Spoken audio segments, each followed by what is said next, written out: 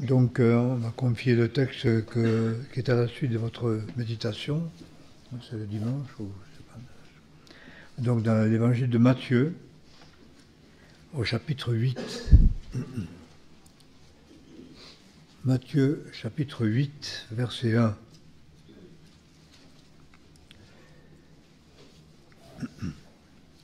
Jésus étant descendu de la montagne, une grande foule le suivit. Et voici qu'un lépreux, s'approchant, se prosterna devant lui et lui dit : « Seigneur, si tu le veux, tu peux me rendre pur ou me rendre net. » Jésus, étendant la main, le toucha et lui dit : « Je le veux, sois pur. » Et aussitôt, il fut nettoyé de sa lèpre. Jésus lui dit : « Garde-toi d'en parler à personne, mais va, montre-toi au prêtre et offre le don que Moïse a prescrit, afin que cela leur serve de témoignage. » Je vous invite à lire encore quelques textes, notamment quelques versets du Lévitique. On ne va pas lire tout ce qui est dit sur la lèpre et la purification de la lèpre dans Lévitique, mais je vais choisir quelques versets. Donc Lévitique chapitre 13, verset 40.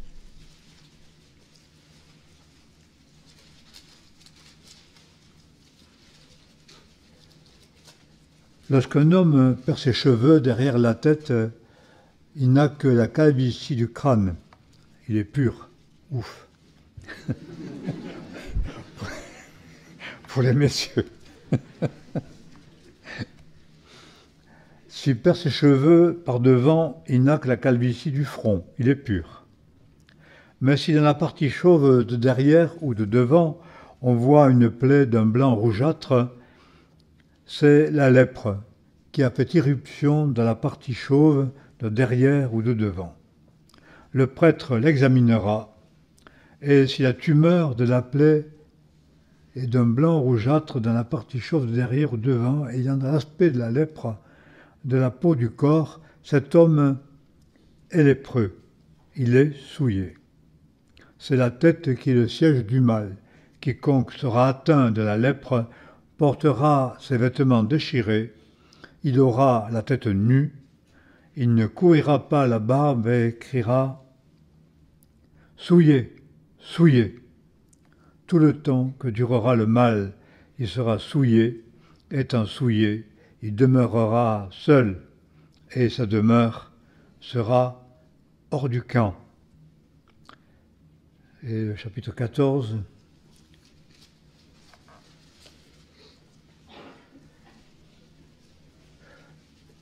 verset 1, l'Éternel parla à Moïse en disant : « Voici quelle sera la loi concernant le lépreux le jour de sa purification. On l'amènera au prêtre, le prêtre sortira du camp et l'examinera. Si la plaie de la lèpre du lépreux est guérie, le prêtre ordonnera de prendre pour celui qui doit être purifié 2 oiseaux vivants et purs, du bois de cèdre, du cramoisi, de l'hysope. Le prêtre fera égorger l'un des oiseaux sur un vase de terre rempli d'eau vive. Puis il prendra l'oiseau vivant, ainsi que le bois de cèdre, le cramoisi et l'hysope, et les trempera avec l'oiseau vivant dans le sang de l'oiseau égorgé, qui s'est mêlé à l'eau vive. Il en aspergera 7 fois l'homme qui doit être purifié de la lèpre. Il le déclarera pur, et il lâchera dans les champs l'oiseau vivant. Celui qui se purifiera lavera ses vêtements, se rasera tout le poil, se lavera dans l'eau, et il sera pur. Ensuite il pourra entrer dans le camp, mais il demeurera hors de sa tente pendant 7 jours, etc. Je voudrais que nous puissions lire encore dans les Actes des Apôtres.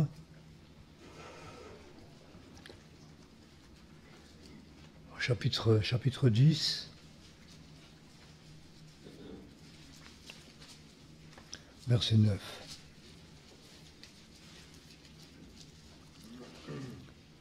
Pierre monta sur le haut de la maison vers la 6e heure pour prier. Il eut faim et voulut prendre de la nourriture, et pendant qu'on la lui préparait, il fut ravi en extase. Il vit le ciel ouvert et un objet ressemblant à une grande nappe retenue aux 4 coins qui descendait et s'abaissait jusqu'à terre. Il s'y trouvait des quadrupèdes de toute espèce, des reptiles de la terre et des oiseaux du ciel. Une voix lui dit « Pierre, lève-toi, tue et mange ». Mais Pierre répondit « Ah non, Seigneur, car je n'ai jamais rien mangé de souillé ni d'impur. » La voix parlant une seconde fois lui dit « Ce que Dieu a purifié, ne le regarde pas comme souillé. » Cela se répéta 3 fois, et aussitôt après, l'objet fut retiré dans le ciel. Et peut-être un dernier court texte de l'épître de Pierre.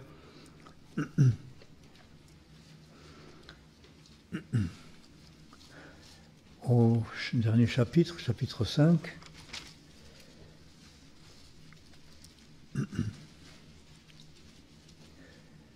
Verset 6.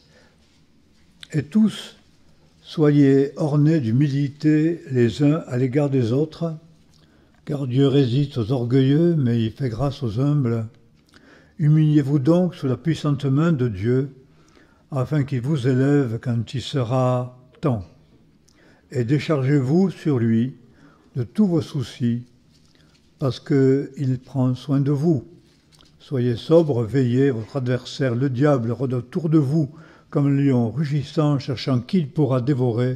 Résistez-lui en demeurant ferme dans la foi, sachant que vos frères répandus dans le monde souffrent les mêmes afflictions que vous.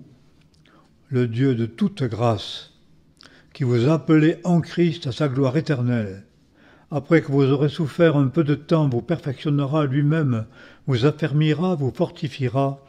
À lui soit la puissance au siècle des siècles. Amen. Lorsque nous lisons ces textes d'évangile qui sont un récit en général souvent de guérison, surtout dans l'évangile de Matthieu, il y a beaucoup de questions de guérison, il y a beaucoup de questions de miracles. Nous les lisons et sommes peut-être interloqués ou séduits par la simplicité de la chose et de quelle manière le Seigneur agit. Nous voyons qu'il y a plusieurs enseignements, il me semble, à tirer de ce texte quant à notre vie, quant à notre foi et notre pratique aussi de la piété. Ici, les choses sont d'une extrême simplicité, peu de mots sont dits. Le malade, le lépreux, nous reviendrons sur la lèpre tout à l'heure, simplement demande « Seigneur, si tu le veux, tu peux me rendre pur ». Je pense que très souvent nous croyons à l'insistance de nos propos et la quantité et les répétitions de nos demandes. Bibliquement, c'est souvent du paganisme. Je suis surpris de quelle manière bien souvent nous présentons les choses. Nous prions tous les jours pour vous. Je prie tous les jours pour toi. Et c'est quelque chose de très touchant, quelque chose qui est beau et magnifique. Mais il y a quand même un hic. Lorsqu'on est dans la souffrance, dans le besoin, nous pensons bien souvent que l'insistance sur tous les jours, mais quand même l'insistance sur un exercice de la piété et une piété personnelle qui, au fond, est marquée, tire sa force de la répétition journalière de la même demande, même plusieurs fois par jour. Je prie constamment. Je prie, oui, c'est bien, c'est Dieu qui dit dans la parole. Mais ce constamment, ou ce tous les jours, cette répétition dans la demande et la redemande peut être ça simplement en forme du paganisme, quand finalement, ce n'est pas le cœur qui se déchire dans la supplication, mais dans cette recherche d'obtenir justement par la répétition et par la fréquence de la répétition, l'assiduité à ce que je demande, y voir une force qui contraint au fond Dieu à exaucer. Ici, l'homme agit complètement différemment. Je voudrais que je le dise a priori. Nous pourrons, au préalable, nous pourrons le méditer un peu plus. Mais ce que passe là, ici, quelque chose de tout à fait particulier. Nous avons lu dans les textes du Lévitique ce que représentait la lèpre. La lèpre était donc une souillure, et on sait que la lèpre à l'époque était en général inguérissable en dehors d'une intervention divine. On a guéri de la lèpre en France il y a pas tellement longtemps. Les maisons des lépreux étaient donc des maisons terribles que tout le monde fuyait. On ne pouvait pas soigner les lépreux parce que c'était extrêmement contagieux, certainement plus contagieux que le Covid, et avait des conséquences beaucoup plus graves. En tout cas, toujours. C'était inexorable, c'était une mort atroce et une horreur et une contagion, et qui excluait du camp et de tout contact humain l'homme qui en était atteint. Il était lépreux. Donc il devait même proclamer sa lèpre et dire lépreux, impur, impur, de sorte que, en agitant sa clochette et en criant impur, impur, tout le monde devait s'éloigner de lui au cas où il le rencontrerait. Alors, déjà hors du camp, je pense que dans notre mentalité, nous disons, mais c'est pas parce que je qu'il faut que je. Et nous vivons bien souvent une sorte de sentiment d'exclusion révolté à cause de nos difficultés et de nos souffrances. Peut-être il y a une sorte de honte dans certaines difficultés. Et puis surtout lorsque ce mal, cette maladie peut faire du tort autour. Et orgueilleusement, nous refusons cette mise à l'écart. Et si nous devons la vivre par force, c'est dans une sorte de révolte, voire de contestation. Et certainement une sorte de désespoir, comme étant puni, châtié, éloigné, condamné, sans aucune espérance, mais dans un repli révolté.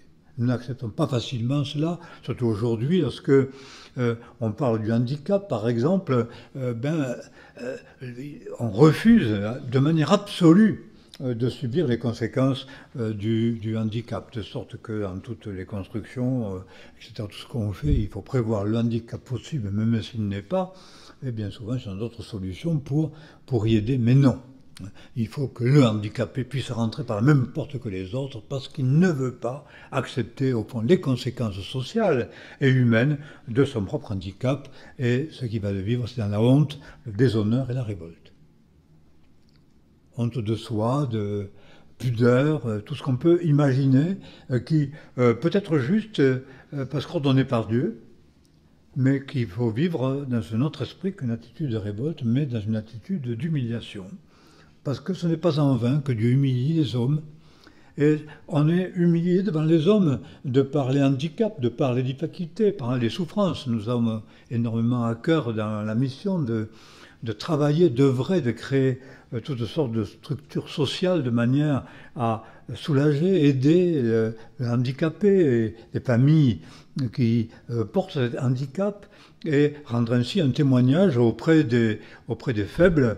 Nous avons été très touchés, très émus par l'idée de John Bost, qui a créé cette institution, et cette parole qui m'a toujours beaucoup touché, que je crois avoir reçu pour moi-même dans mon cœur, c'est-à-dire occupe-toi de ce dont personne ne veut s'occuper. Ceux qui sont rejetés, personne ne veut s'occuper, c'est de ceux-là qu'il faut s'occuper d'abord. Et nous sommes tout à fait conduits dans cette orientation d'amour, de compassion, que Jésus d'ailleurs a manifesté là, vis-à-vis du lépreux. Et donc, nous y voyons une bénédiction. Sauf que l'esprit du monde, c'est quelque chose qui va au-delà de cela. Ce n'est pas une attitude de compassion, c'est même souvent nous exhorte dans le monde à être insensible et ne pas se laisser atteindre pour pouvoir soi-disant mieux aimer. Et donc on reste froid par rapport aux souffrances des hommes, et on y touche avec beaucoup peut-être de dédain, de supériorité, voire de mépris. Du mépris du malheureux qui atteint, ayant au fond de son cœur comme une forme de sentiment d'accusation vers la personne atteinte, rien qu'au ton dont on en parle, parfois un mystère dont on l'entoure, et à l'éloignement intérieur de la souffrance, parce qu'à force de la côtoyer, on finit par la repousser, par la dédaigner, et rendre comme coupable celui qui est atteint. C'était la loi, cela. Le régime de la loi, c'était ainsi. On excluait le lépreux, il n'avait pas droit au camp, il devait crier impur, donc manifester aux yeux de tous, par ses cris et son comportement, la honte et le déshonneur de son handicap et de sa souffrance, de cette plaie qu'il a atteint. D'autant plus que, puisqu'il y avait des sacrifices de purification avec des offrandes, s'il y avait guérison, eh bien, nous voyons que dans l'Ancien Testament, selon la loi, les plaies, les souillures, les maladies étaient considérées aussi comme des souillures morales. Même les souillures normales, pollution et autres, étaient considérées dans la loi comme souillures morales.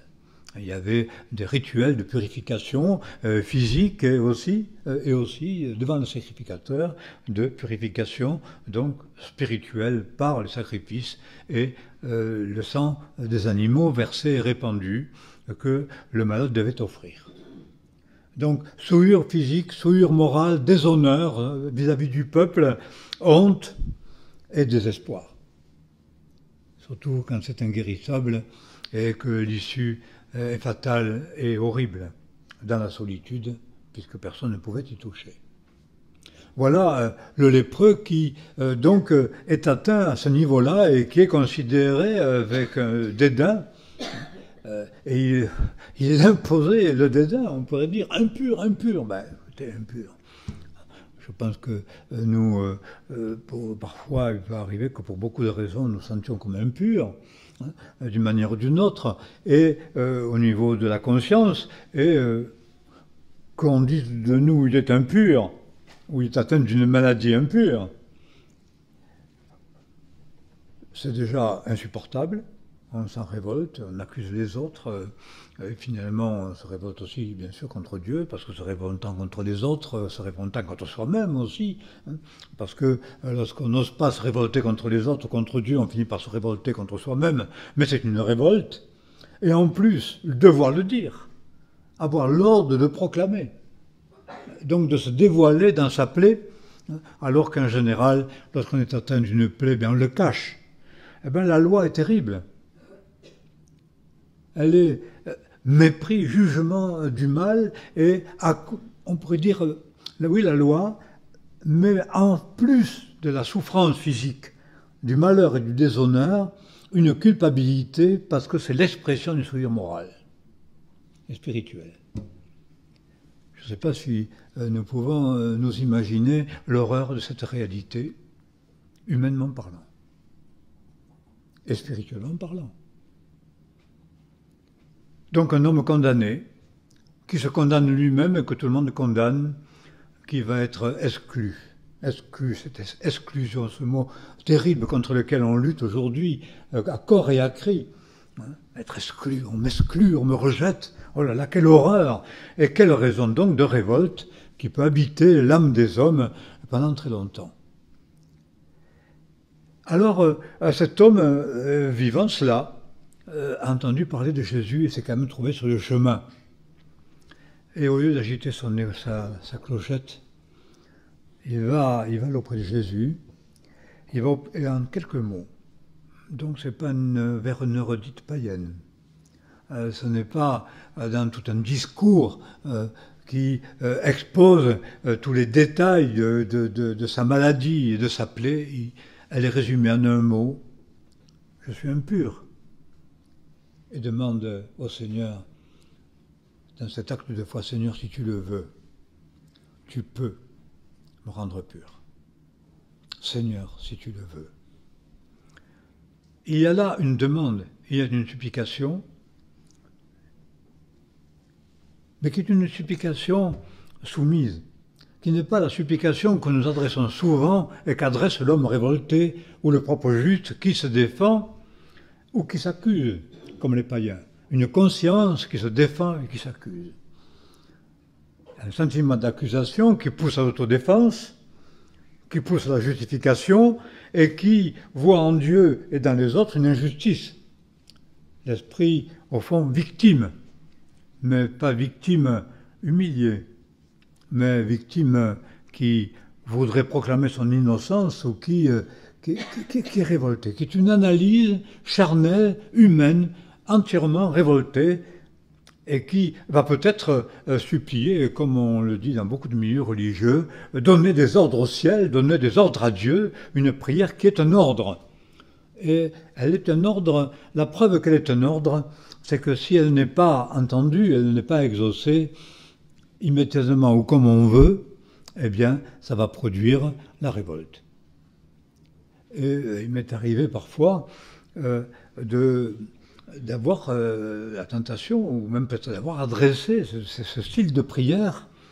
Et je me souviens une fois, je ne sais plus en quelle circonstance, mais il y a longtemps, et ayant prié comme ça, il y a une pensée qui s'est imposée à mon cœur, mais c'est qui gouverne ici? C'est qui commande? C'est toi? C'est Dieu? La prière est une supplication humble. Si tu le veux, Seigneur. Même la prière du Seigneur Jésus, attaquée à Gethsémane, on sait très bien, a offert des prières et des supplications, et il nous est dit dans l'Épître aux Hébreux, il a été exaucé à cause de sa piété, mais qu'a-t-il dit dans cette angoisse et cette extrémité de douleur, de souffrance, de combat, d'attaque diabolique, c'est mon heure et le pouvoir des ténèbres. Et pourtant, le Seigneur Jésus pouvait dire, mais il n'a rien à moi.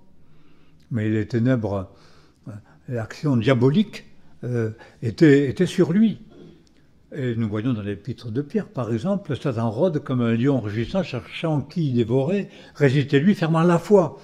Ce combat, par rapport aux puissances invisibles, et la mort la victoire a été remportée à la croix, mais ce règne doit s'étendre. Il est dit, il faut qu'il règne jusqu'à ce qu'il ait mis tous ses ennemis sous ses pieds. Donc que des ennemis se dressent, que des problèmes se manifestent, eh bien n'est pas surprenant. Il règne. Ça ne remet pas en question le règne du Seigneur. Nous ne sommes pas appelés à remettre en question son règne. Et déjà ici, le lépreux ne met pas en question l'autorité du Seigneur. Et il ne donne pas des ordres au Seigneur. Comme Jésus lui-même n'a pas donné des ordres à son Père toutefois, non pas ma volonté, mais ta volonté. Et il nous est dit du Seigneur Jésus, il a été rendu obéissant jusqu'à la mort, même jusqu'à la mort de la croix. Et c'est pourquoi Dieu l'a souverainement élevé. Nous parlons souvent de la nécessité d'un dépouillement, et je pense qu'au travers des circonstances que nous pouvons vivre, de cette fameuse lèpre qui se répand, que nous craignons, bien souvent, et peut-être à juste titre, bien sûr, comme craindre la lèpre était à juste titre, et la loi le disait, mais impur, éloignez-vous de moi, je vais vous souiller, je vais vous contaminer. Quelle horreur, et suivant les consciences, ça peut produire, oui, de la révolte, de la contestation, de l'incompréhension, et une contestation profonde envers Dieu, refusant de reconnaître et confesser l'autorité du Seigneur. Seigneur, si tu le veux, tu peux me rendre pur. Donc, une manifestation de foi, tu peux. Il ne remet pas en question le fait que Dieu puisse. Il est créateur du ciel et de la terre. Et quand nous doutons de la puissance de Dieu, qui puisse faire une chose, parce que nous ne le voyons pas se réaliser, il y a cette réalité. Quand je contemple les cieux, ouvrage de tes mains, la lune et les étoiles que tu as créées, qu'est-ce que l'homme pour que tu te souviennes de lui, et le Fils de l'homme pour que tu prennes soin de lui. Cette grandeur, elle nous échappe, mais nous amène à contempler, à considérer la puissance et l'autorité de Dieu, puisqu'il a créé cela par sa parole. Donc, oui, la confession de la foi, dans la souveraineté, la majesté divine, tu peux me rendre pur, mais ce n'est pas pour ça que tu es obligé de le faire. Mais si tu le veux, tu peux. Que ta volonté soit faite. Et quand nous prions, ce qu'on appelle le Notre Père, je n'aime pas beaucoup, parce que ça fait tout ça tout de suite, c'est le Notre Père, c'est comme ça une identité propre et un pouvoir particulier de le dire et de le répéter, au fond sans le vivre, à bien des égards, surtout quand il s'agit du pardon. Vous savez que pardonne-nous comme nous pardonnons, je dirais même dans les familles, surtout quand par exemple il y a des héritages à partager, enfin, etc., toutes sortes de choses comme ça, il y a vite un sentiment d'injustice, d'indignation, etc. Et donc il y a, dans notre justice, on est choqué. Vous imaginez le lépreux, victime d'une forme d'injustice légale, atteint d'une maladie, considéré comme impur, devant le proclamer, exclu de la société et du camp. Enfin, mais c'est injuste. Il semble que le malade est accablé d'accusations, de condamnations, d'exclusion et de douleur. Et cet homme atteint n'est pas dans une contestation. La contestation des orgueilleux qui s'élèvent et qui demandent des comptes à Dieu. Et qui adressent des prières qui doivent être nécessairement et absolument exaucées comme ils le veulent et comme ils l'entendent. On dit à Dieu qu'est-ce qu'il doit faire. J'ai souvent été choqué, puis il n'y a pas tellement longtemps, c'était par rapport à quelqu'un qui était mourant, et son décès, la fin de sa vie, peut-être quand même très, très tragique, et je disais... on espère que le Seigneur fera la grâce qu'il puisse le reprendre, puisqu'on n'est pas tous appelés à vivre jusqu'à 95 ans, que la vie de l'homme est 70 ans et 80 pour les plus robustes, et que l'orgueil n'entire n'est que peine et misère. Donc je sais de quoi je parle, puisque je suis dans la tranche, donc de la tranche de la fin, et on peut la considérer comme légitime et normale, mais partir dans la paix, sans produire trop d'affliction, trop de sa propre famille et trop dans la souffrance, on peut l'espérer. Alors quelqu'un de très entendu me dit « Ah oui, nous prions dans ce sens ». Enfin, on pourrait aussi dire nous prions pour qu'il crève. Bah. Dans cet esprit-là, oui. Mais on ne sait plus dans quel sens prier. Mais peut-être qu'il n'y a pas de sens, parce que ce qu'il faut dire à Dieu, dans quel sens il doit agir. On demande la bénédiction, on lui demande la purification, on lui demande la guérison, certes, voilà ce qu'on demande, mais c'est ce qu'on souhaite, et la vie éternelle par-dessus tout qu'il faut saisir par la foi. Mais dans quel sens prier ? Si vous le savez, vous avez de la chance.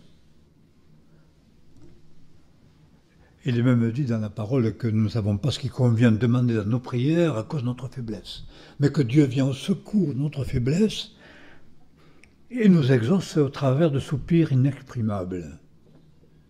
Ne faites pas comme les païens qui pensent qu'à force de paroles, parce que c'est tous les jours, parce que c'est insistant, même s'il y a quelque chose de juste, mais ce n'est pas l'insistance qui a un pouvoir, c'est pas là qu'il faut mettre l'accent. On ne met pas l'accent sur ce qu'on demande, on met l'accent sur la puissance de Dieu et son autorité. Seigneur, si tu le veux, tu peux me rendre pur. Je ne sais pas dans quel sens prier. Je ne peux prier que dans le sens de la pensée du Seigneur, reconnaissant sa souveraineté et son autorité et son besoin, humblement. Parce que celui qui demande d'être purifié, c'est celui qui reconnaît qu'il est impur. Je suis impur, purifie-moi, tu peux. Donc, exaltation d'une certaine manière, oui, en peu de mots, de la souveraineté de Dieu, de son état de souillure, et cette supplication, si tu le veux, tu peux. Mais c'est une prière de soumission.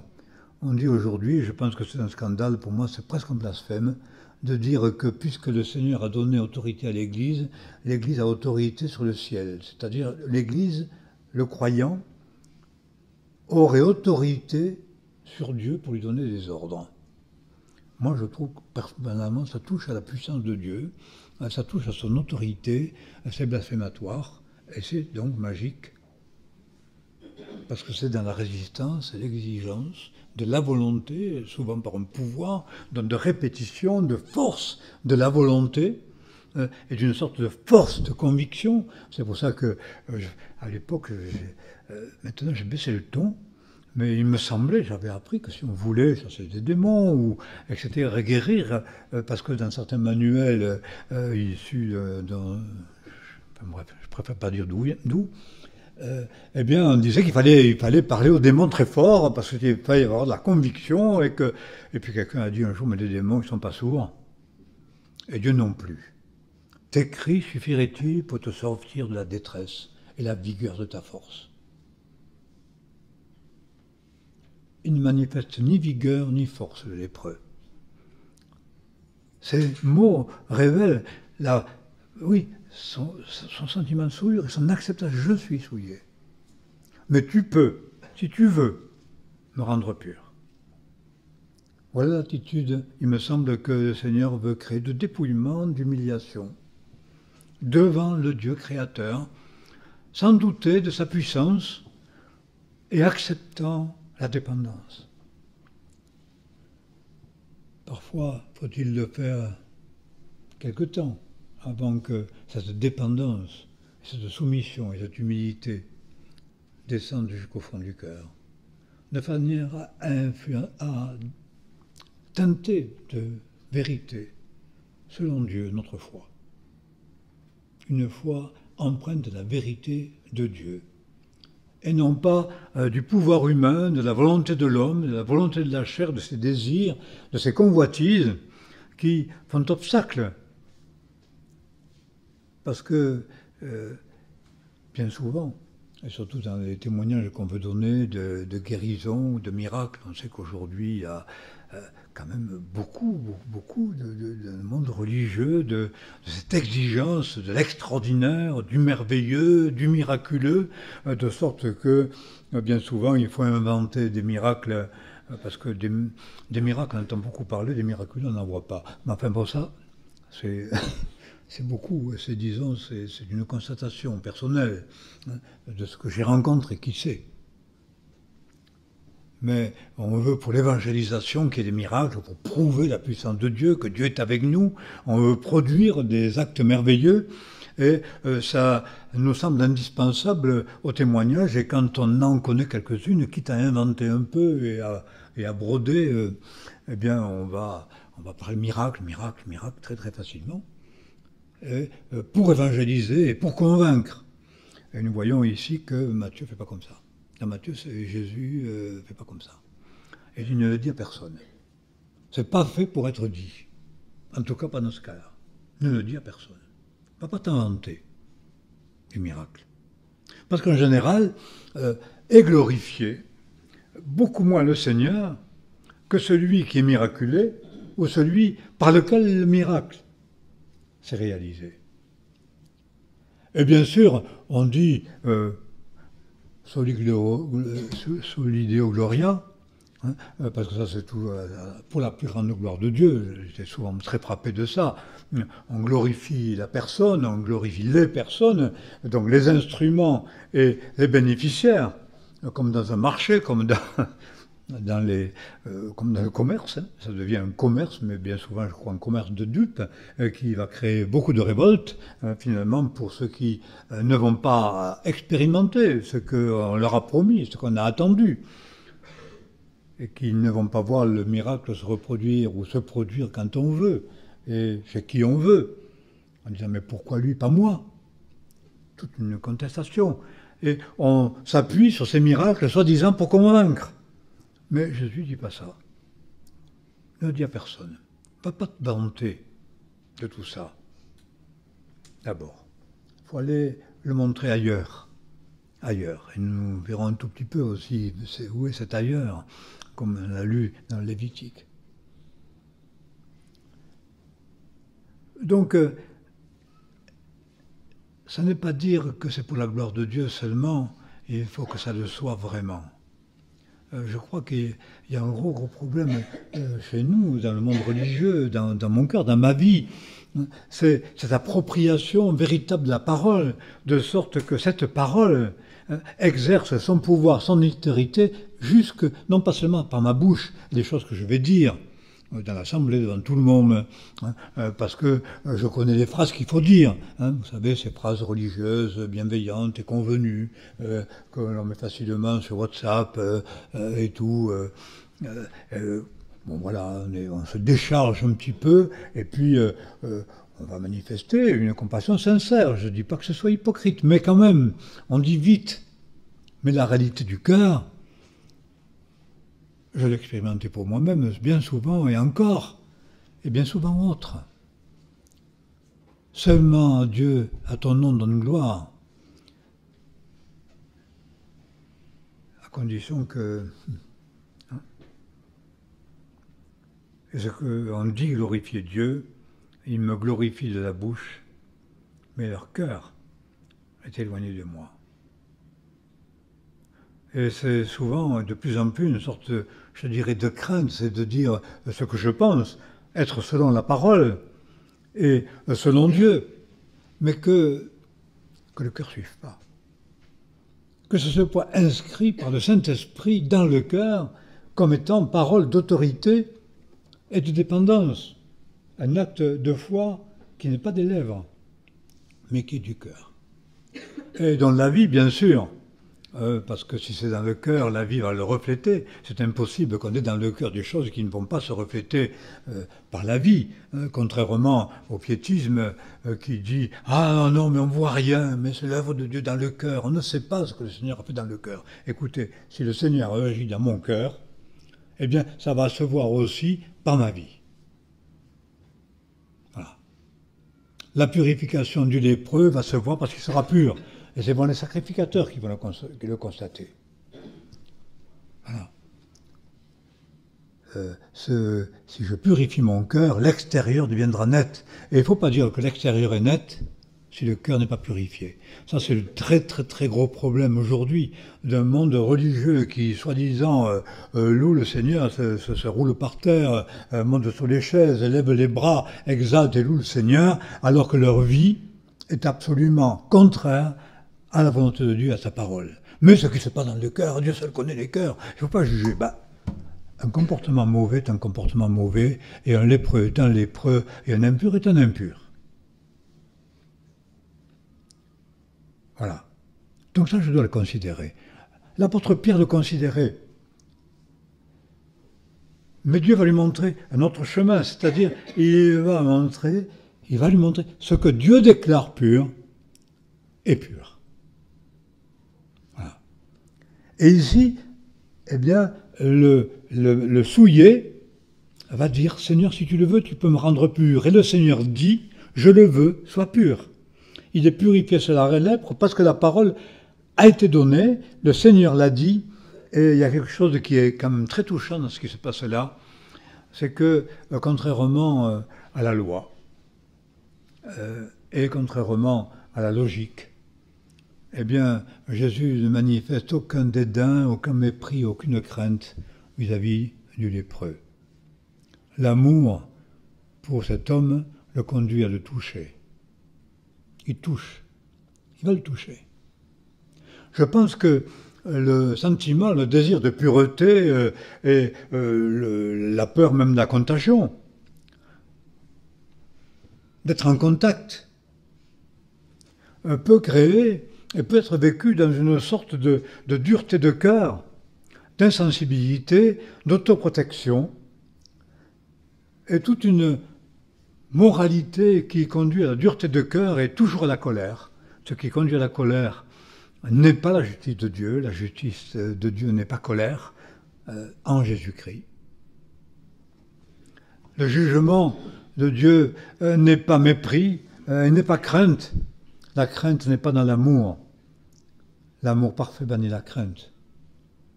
Ça dépend de ce que Dieu décide. Ça dépend de sa volonté. Ça dépend de ce qu'il déclare. Être dépendant de Dieu, dépendant du Seigneur, et accepter de faire prévaloir en toutes circonstances et face à toute impureté l'amour du Christ, qui pardonne et qui purifie, qui protège et qui dirige. La peur de la contagion, il est juste de se protéger de la contagion, mais il est injuste de faire prévaloir la peur de la contagion sur l'amour. Parce que l'amour triomphe de tout ça. C'est la leçon que le Seigneur Jésus nous donne. Vous savez, cette peur qui conduit non pas à se protéger par une chose juste, mais conduit à se protéger en mettant de côté l'amour, ce qui crée l'éloignement, qui crée le jugement, qui va créer la colère, qui va créer l'endurcissement. Eh bien, la contagion nous l'apprend, et je suis très heureux de voir que malgré tout, l'Église a encore envie de se réunir. Que nous sommes heureux de nous retrouver malgré, cette atteinte limitée de la contagion, et qui fait que, au fond, malgré tout, eh bien, nous n'avons pas peur les uns des autres, nous nous aimons. Pour moi, c'est un fruit de l'esprit. C'est une œuvre de grâce. Mais il existe, et cette contagion met en lumière l'origine même des craintes, parce que la crainte est fruit non pas de l'amour, mais de la méchanceté, de l'endurcissement, de l'amour de soi-même, parce que l'amour parfait bannit la crainte. Et que si j'aime, eh bien tant pis pour la contagion si on a besoin de moi. Comprenez ? Si on a besoin d'amour, on a besoin du soin, et quand les gens avaient la gale, la peste, alors il fallait faire quoi? Il fallait laisser crever de la peste sans les soigner. Parce que vous pensez qu'une mère va laisser son fils mourir de la peste sans essayer de le soigner parce qu'elle a peur que ça lui contamine les tripes? Ça signifie quoi, ça?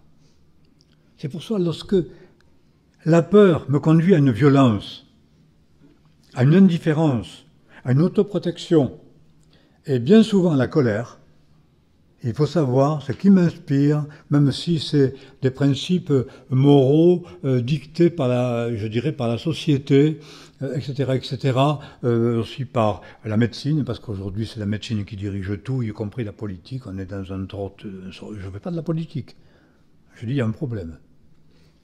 Ça conduit à l'éloignement, ça conduit à la solitude, ça conduit à l'exacerbation des passions personnelles, et ça conduit bien souvent à des colères. Ce qui conduit à la colère ne vient pas de Dieu. Ça vient de la chair, ça vient de l'orgueil, c'est une expression de méchanceté. C'est pourquoi discipline, c'est vrai, protection juste, mais le cœur est au-dessus de tout ça, et la volonté de Dieu aussi. Si je dépends de Dieu, je n'aurai pas peur. Si je dépends de Dieu, je ne vais pas me mettre en colère. Si je dépends de Dieu, je ne vais pas dans le jugement.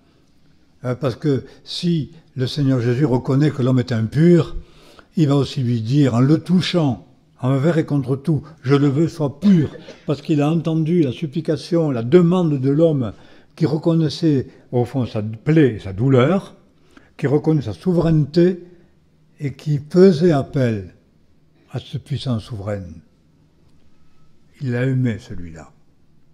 Le Seigneur aime celui qui a le cœur brisé et dont l'esprit est abattu. C'est la prière de l'homme humilié que Dieu entend et à laquelle il répond. Il me semble que c'est ce que le Seigneur Jésus, dans ce texte, m'enseigne jusqu'au fond du cœur. C'est pourquoi ne glaçons pas nos cœurs dans un sentiment de rejet ou dans le rejet des autres, dans l'accusation, dans le jugement, dans la peur les uns des autres, à tout niveau, dans une sorte d'idée de pureté qui fait que nous opposons même à la parole, à la demande de Dieu et à la demande de la supplication des frères et sœurs, le cœur qui se ferme à la grâce, le cœur qui est dans un esprit de jugement et qui va se manifester par la crainte. Aimons-nous les uns les autres comme le Seigneur nous a aimés. Et quand le Seigneur déclare quelque chose d'impur, eh bien c'est impur pour nous. Mais quand le Seigneur déclare par l'autorité de sa parole, que la chose est pure, alors elle est purifiée. Il n'y a pas là d'orgueil ni de colère. Il n'y a pas d'élévation et de glorification de l'homme. Il y a la manifestation de la gloire de Dieu dans la paix, dans l'amour, dans sa dépendance. Alors ensuite, puisqu'on était encore sous la loi, eh bien le Seigneur Jésus dit, va pas le dire à tout le monde, c'est pas la peine d'aller jouer le malin, hein, parce que tu serais au fond peut-être plus aimé que d'autres lépreux, puisque c'est toi qui as été guéri. Si j'ai été guéri, c'est quand même que je le mérite. Hein. J'ai eu assez de foi pour ça. J'ai dit le mot magique, alors on m'a le répété. Hein, cette foi magique, parce qu'un mot, une prière ou une action a été l'instrument d'un miracle, alors il faut le répéter.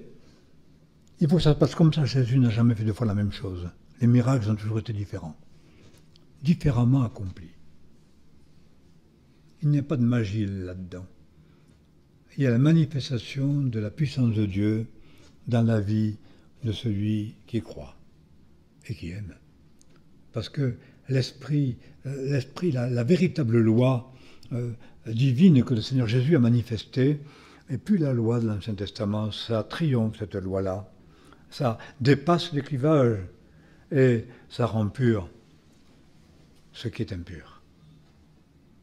Ce que Dieu déclare pur, déclare-le aussi pur. Parce que malheur à celui qui appelle le mal bien, le bien mal, qui tourne l'amertume en douceur et la douceur en amertume. Je pense que les hommes et la pensée magique nous conduisent à des choses comme ça, de plus en plus, et c'est une séduction. Donc, sans te vanter, va te purifier, accomplir au fond ce rituel de purification. C'est pourquoi dans la purification, même dans le Nouveau Testament, il est dit, quand on purifie son cœur, il y a un moment aussi de deuil, de larmes. Accepte ça, le deuil, les larmes. Que votre rire se change en deuil, votre joie en tristesse. Nous qui, dans le monde et dans l'Église, pensons que tout doit être fête. Hein, tout doit être ludique, tout doit être esthétique, tout doit être grand, tout doit être beau, tout doit être riche, tout doit être plaisant. Toute joie serait peut-être la joie de Dieu, mais la joie du Saint-Esprit, elle est tellement autre. Elle est vécue dans la sainteté, elle est vécue dans l'adoration, elle est vécue dans l'humilité, elle est vécue bien souvent dans le silence. Garde le silence devant ton Dieu, espère en lui. Et même il est dit que vos paroles soient peu nombreuses. Hein? Garde-toi de paroles. Fais attention à ce que tu dis devant Dieu. Donc, Seigneur, si tu le veux, tu peux me rendre pur. Et ensuite, eh bien, ce rituel de purification. Alors, nous n'avons plus de rituel de purification. Nous pouvons dire, et c'est là que nous voyons la valeur de l'œuvre de Christ. Le sang de Jésus purifie de tout péché. Ça m'a sauvé de ma jeunesse, ça me sauve encore aujourd'hui. Face à la souillure, le sang de Jésus purifie de tout péché. Il n'y a plus de rituel de purification, mais il y a la foi et la confession de la foi dans le sang de Christ qui purifie. Celui qui est purifié, parce que Dieu le déclare pur, je peux le toucher.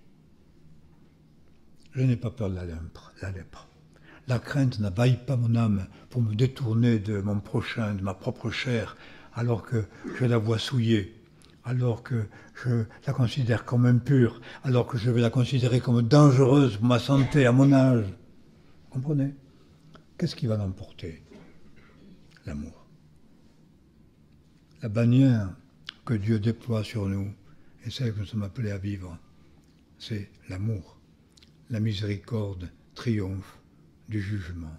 Réfugions-nous donc dans cet amour de Dieu et dans l'esprit de la grâce. Nous voulons prier. Seigneur, tu nous parles par ta parole, parce que c'est écrit dans l'Évangile, Et nous avons tellement de mal à discerner ton langage, ta volonté, ton instruction. Je voudrais recevoir cette instruction jusqu'au fond du cœur et te prier de faire pénétrer la sagesse au-dedans de moi, afin que ma vie, mes paroles, mes pensées soient le reflet de ce que tu veux, de ce que tu dis, afin que la prudence soit vécue dans l'amour. Nous voulons rejeter par la foi et au nom de Jésus toute méchanceté, toute dureté, tout mépris, toute accusation, toute peur de la souillure et de la contamination. Ces choses dictées par la chair et par l'homme, nous le rejetons et nous voulons nous tenir en ta présence, ni sans arrogance, mais dictées et inspirées par l'amour que donne l'Esprit. La loi de l'Esprit de vie en Jésus-Christ, la loi d'amour, la loi de la justification par la foi. Voilà cette loi que tu veux inscrire en nous et nous conduire ainsi dans toute la vérité, dans l'unité du corps de Christ qui réunit les enfants dans une même foi, dans un même amour, par grâce. Seigneur, toute notre attente est en toi seul. Et nous voulons nous confier, non pas dans nos redites, mais nous confier dans ta toute-puissance qui entend et qui répond. Nous sommes purs de tout péché, par la foi au sacrifice du Seigneur Jésus-Christ, parce qu'il est écrit que tu as fait l'expiation et que ton sang purifie de tout péché. Que ta grâce soit sur nous, te louons de nous avoir réunis envers et contre tout. Nous te prions, Seigneur, de nous garder de la lèpre et de la contagion, de ses effets néfastes, mais de délivrer nos cœurs de toute crainte, de tout jugement, de toute indifférence. Oh, que ton amour par l'Esprit soit répandu dans nos cœurs. Nous te bénissons de l'accomplir. Amen.